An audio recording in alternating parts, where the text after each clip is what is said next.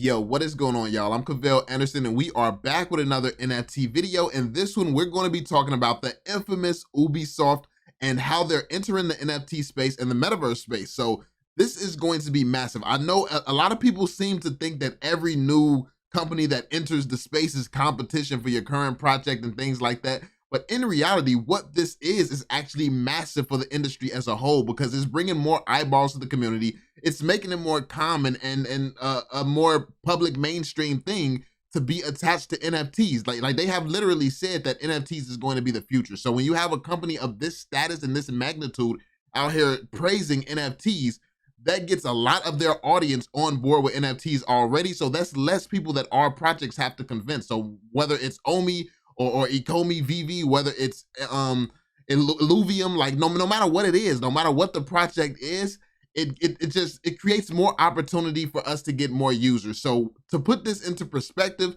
just Rainbow Six Siege has over 55 million registered users. Just Rainbow Six Siege, 55 million registered users. Now this is an insane statistic, but Assassin's Creed, the last one, sold 155 million units in 1 week. In just a week, they sold 155 million units. So this is absolutely massive. This is the type of power that this is the type of energy that a powerhouse like Ubisoft actually brings to this space.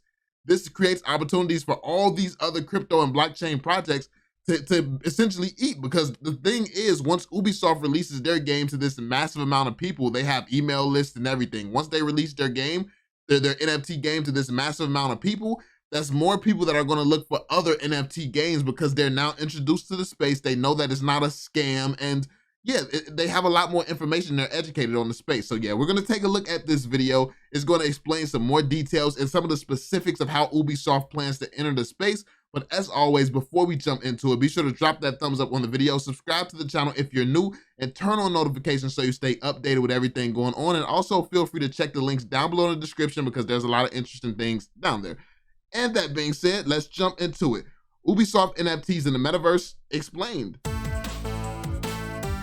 Let's do it, baby.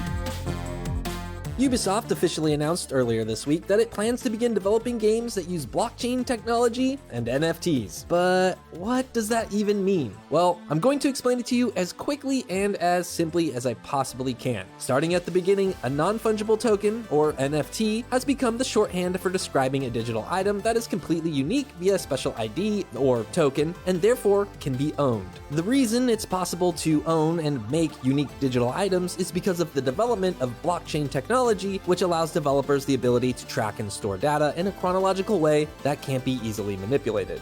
Okay, so my man's actually knows what he's talking about. He did his research.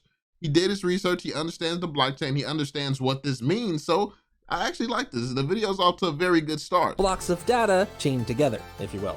The origin and then the preceding history of an NFT is what makes it unique, and peer-to-peer connections across thousands of devices around the world authenticate it. So regardless of how many Craig memes are floating around the internet, yours might be special if it's the earliest known screenshot, or it was previously owned by like The Rock or something.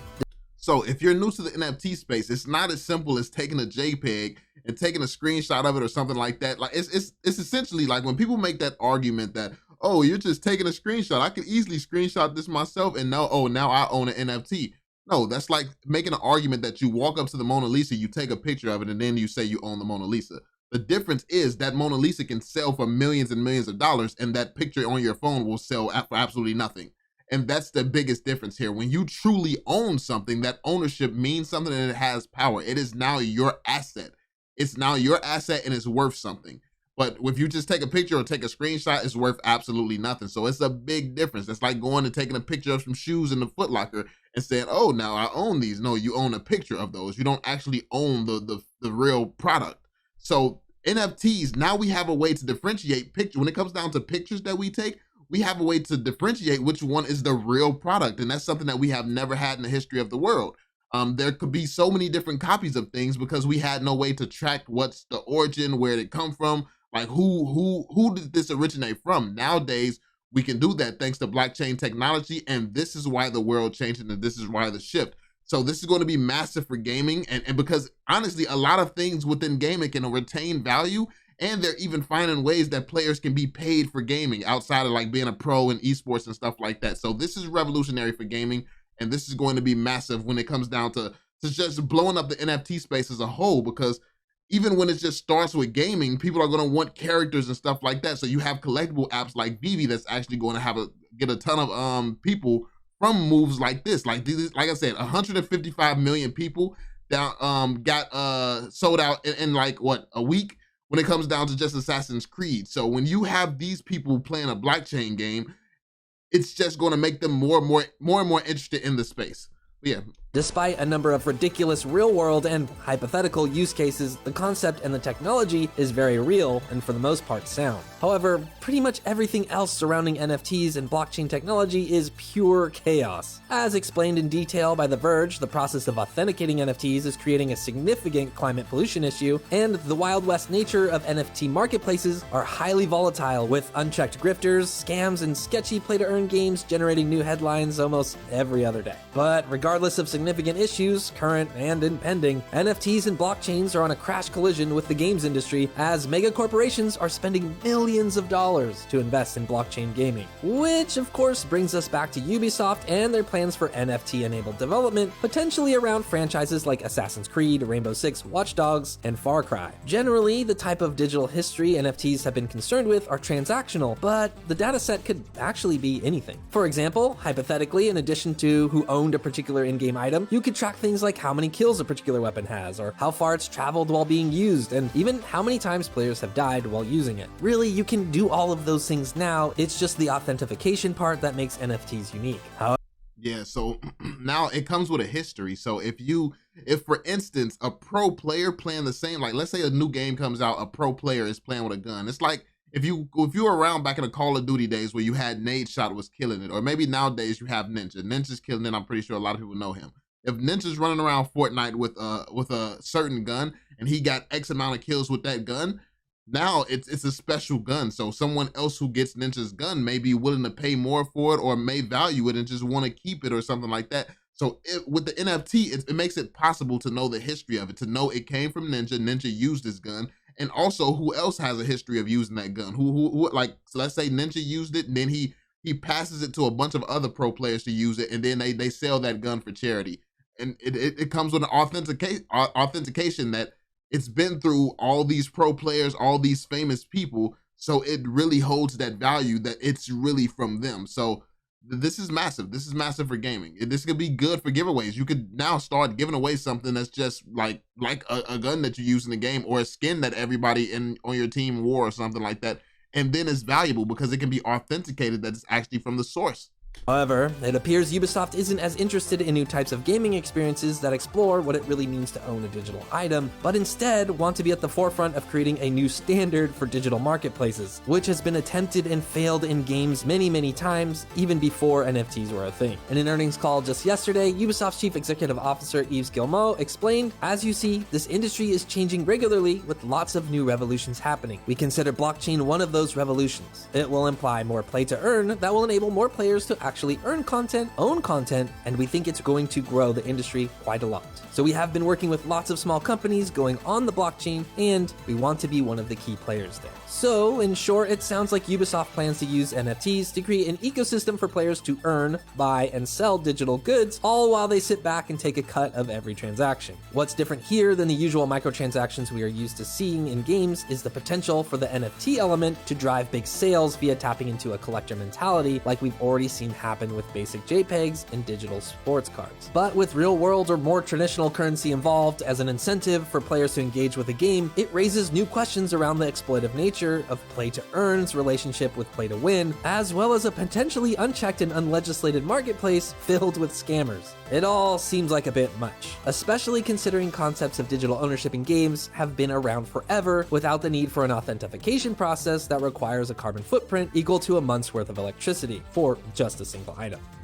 But I mean, when people talk about the downside of NFTs and how the carbon footprint and things like that, they completely ignore all the other stuff in the world that leaves a bigger footprint. So they make one thing seem worse than it is. Now, to be fair, I'm not saying that it's perfect. It could be bad. But there's other things a lot worse that we do on a daily basis. There's a lot worse happening. Way before this came along, we were destroying the world. So that issue isn't addressed now because NFTs is actually here and it's changing the world. This is the problem. No, you were killing the world before we had like computers. Like the world was going downhill for a while now. So don't put all this on NFTs. And also the NFTs, like the space is coming up with carbon neutral alternatives. Like they're coming up with solutions and it's moving faster, way faster than all the other stuff that's been killing the world for the longest. So, I mean, yeah, this is one of those arguments where if you're educated on the space, it's absolutely ridiculous because this space is moving in a positive direction way faster than a lot of real world industry. So that's just my thoughts on that. Maybe that's why Valve decided earlier this month to ban blockchain games and NFTs on Steam entirely. Inversely, Epic has said they are open to supporting NFT games on the Epic Game Store. Valve is out of touch, and we'll see if like they're going to be Blockbuster.